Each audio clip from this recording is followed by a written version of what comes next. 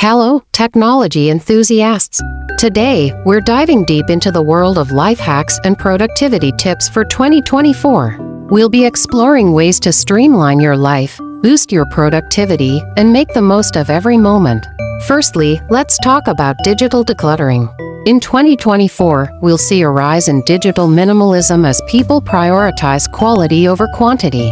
This means less time scrolling through social media feeds and more time engaging with meaningful content that adds value to our lives. Another key area is time management. In 2024, it's all about scheduling your day and setting specific goals for each task. This helps us prioritize our workload and stay focused on the most important tasks at hand.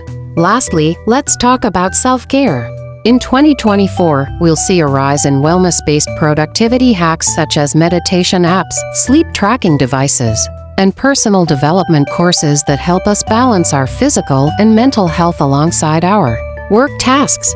Remember, life hacks and productivity tips are not just about the latest gadgets or apps. It's about making small changes that can lead to big results over time. So, let's all make 2024 a year of growth, productivity, and well-being. Thanks for joining me today. If you found this video helpful, don't forget to like, share, and subscribe for more tech tips and insights. Until next time, techies.